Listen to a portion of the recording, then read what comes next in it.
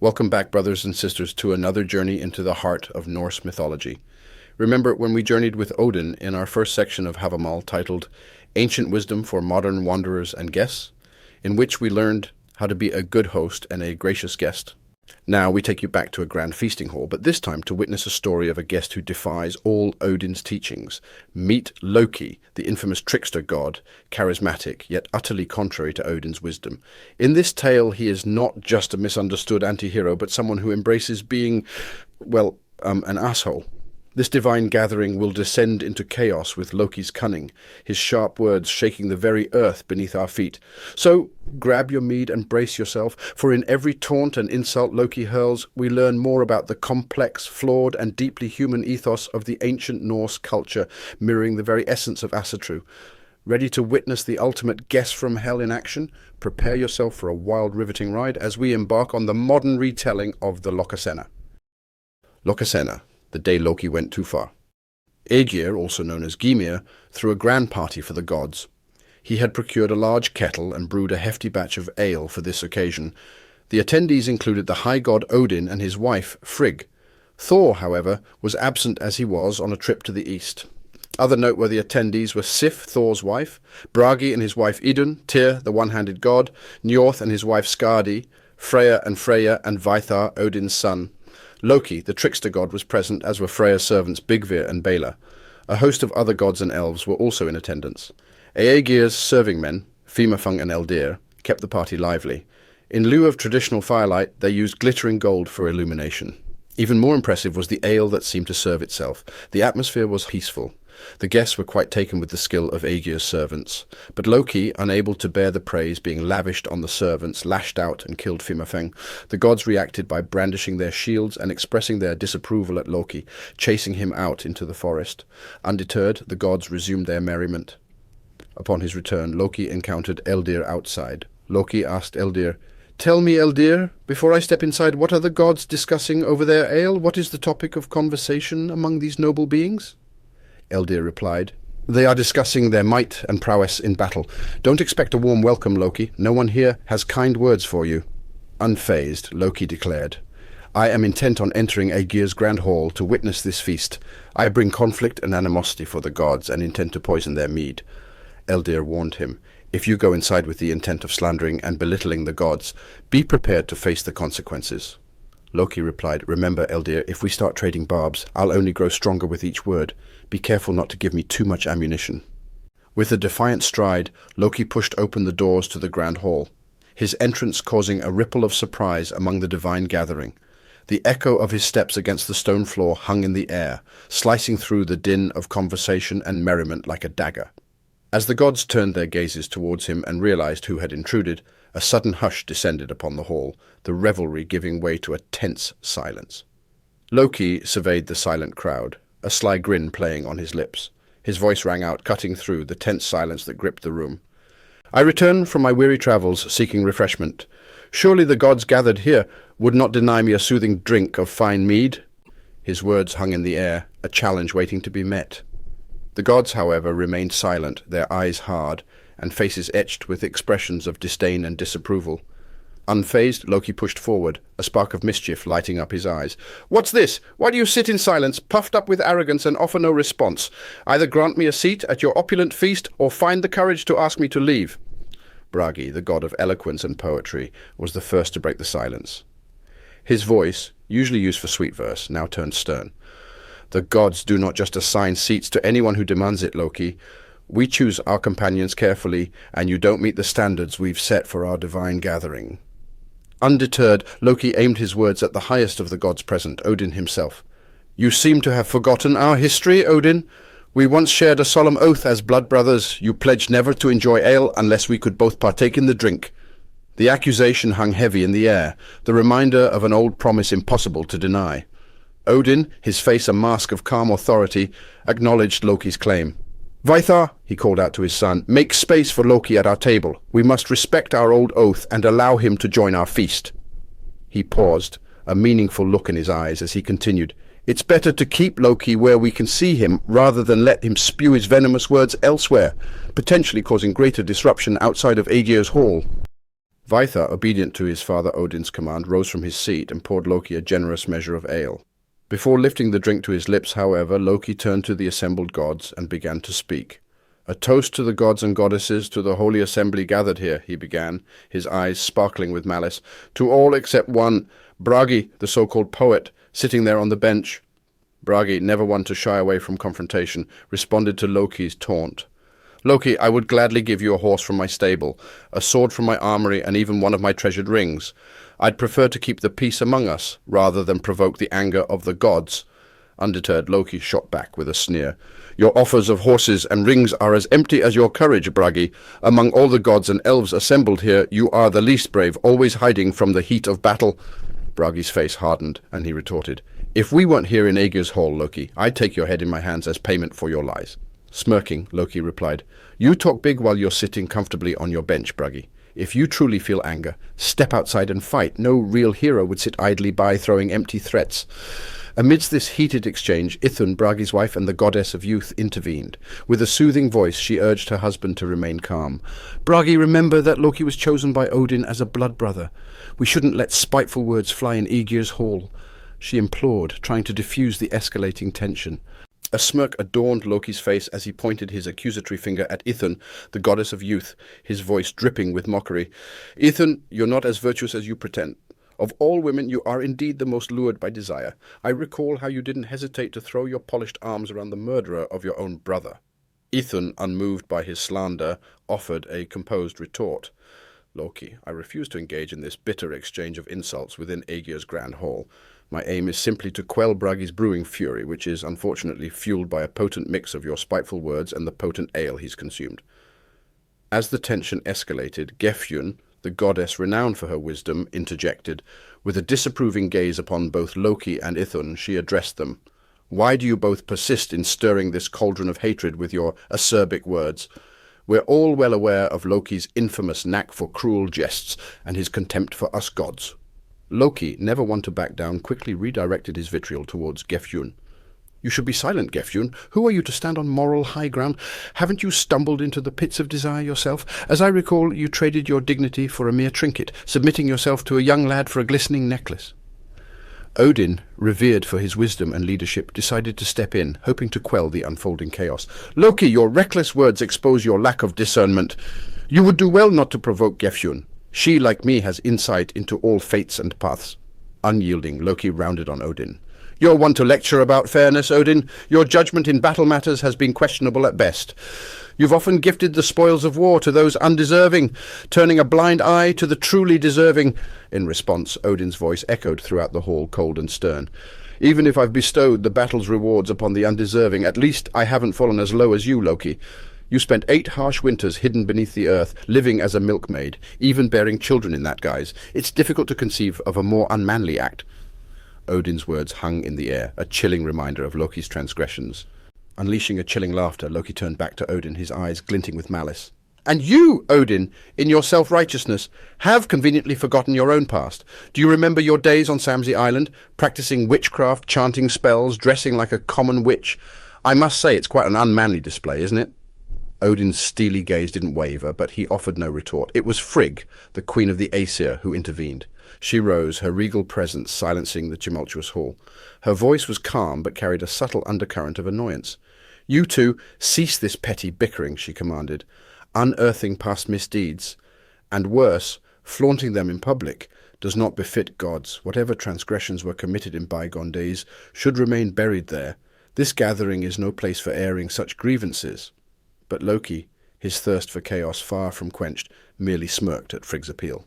"And you, Frigg," he sneered, "you're hardly a paragon of virtue yourself. Let's not forget how Vili and Vi, Odin's own brothers, found comfort in your bed during Odin's absence." Stung by his audacious accusation, Frigg retorted, her voice echoing through Ægir's grand hall. "If my son Balder were here now, Loki, you wouldn't be spouting such falsehoods so freely. He would ensure you wouldn't leave this hall unscathed until you've answered for your vile words in combat." Ignoring her challenge, Loki's smirk broadened into a malicious grin.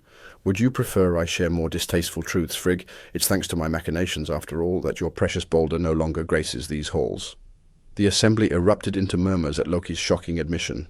Amidst the uproar, Freya, the goddess of love, rose, her voice quaking with a mixture of anger and disbelief.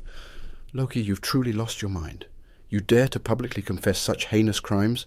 Frigg may know all our fates, choosing to remain silent, but it doesn't grant you the liberty to voice your foul deeds within this grand hall. The tension was palpable as she finished, leaving the hall echoing with the gravity of Loki's reckless words. Loki smirked at Freya's reproach, a sharp retort on his lips. "Oh, Freya," he jeered, his eyes glinting maliciously. "Your moral high ground amuses me. You may paint a picture of innocence, but aren't you well acquainted with every man in this room? What a virtuous goddess you are indeed." Freya, her poise unwavering, shot back. "Your words, Loki, are as venomous as a serpent's bite. You speak with a forked tongue, and you're digging your own grave. Your lies will strangle you, and when the time comes, not a single god or goddess will shed a tear. Instead, they'll revel in your downfall." Unperturbed by Freya's warning, Loki merely laughed. "And speaking of lies, dear Freya," he taunted, his voice dripping with sarcasm, "let's not forget about your illicit affair with your own brother.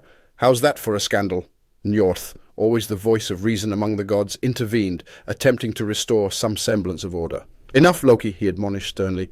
"It's no scandal for a woman to have a husband or even a lover, but for a god to behave like a woman and bear children, that's truly unbecoming." But Loki, never one to back down, quickly retorted. "Silence, Njorth. Don't act like you're above reproach. Remember when you were sent as a hostage to the east? The daughters of Hymir used you, and you became their plaything." Njorth, however, remained unperturbed.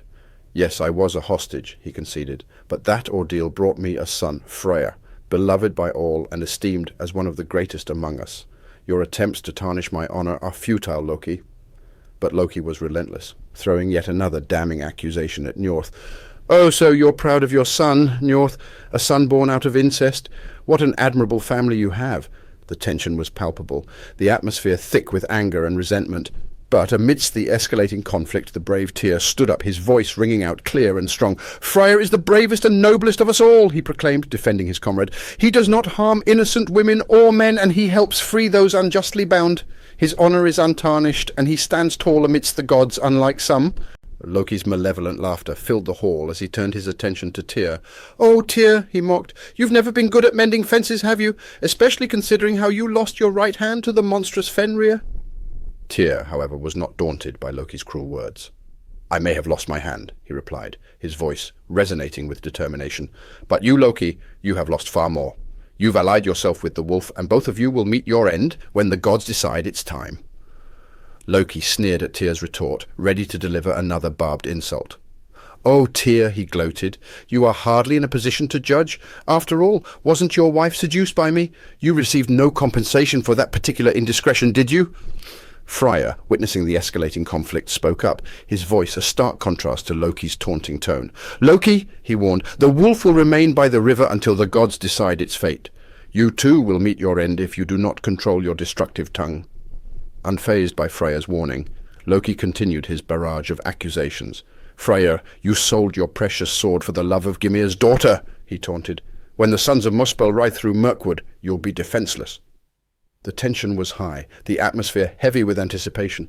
Then, from the throng of gods, Big Veer stepped forward, his voice filled with righteous anger. "If I had as much power as Freyr, I would reduce you to nothing, Loki," he declared boldly. "I would crush your malevolence until there was nothing left." But Loki, his arrogance undeterred, scoffed at Big Veer's threat. "What's this little creature yapping about?" he sneered dismissively. "You're always buzzing around Freyr like a pesky fly or grinding away mindlessly at the mill." Big Veer, undeterred by the scorn thrown his way, shot back defiantly. "I'm Big Veer, and widely respected, I'll have you know. Not just by the gods, but by mortals too. I take pride in the fact that I'm invited to share a drink with Hrop's children in this esteemed gathering." Loki's laughter echoed through the hall. A cruel grin plastered across his face. "Oh, hush now, Big Veer. Since when were you capable of deciding who gets what meat? I recall a time when there was fighting to be done, and you were nowhere to be found. Instead, you hid in the straw on the floor like a terrified rodent." The ever-watchful Heimdall, usually silent and observing, felt compelled to intervene. "You've had one too many to drink, Loki, and it's showing in your actions. Why persist with this unbecoming conduct? Too much drink has a way of loosening tongues, making men forget the weight of their words." Loki's retort was quick and biting. "You're one to talk, Heimdall. You've been saddled with a cruel destiny since the beginning. Forever standing guard, back ramrod straight, maintaining your eternal vigil as the god's watchman."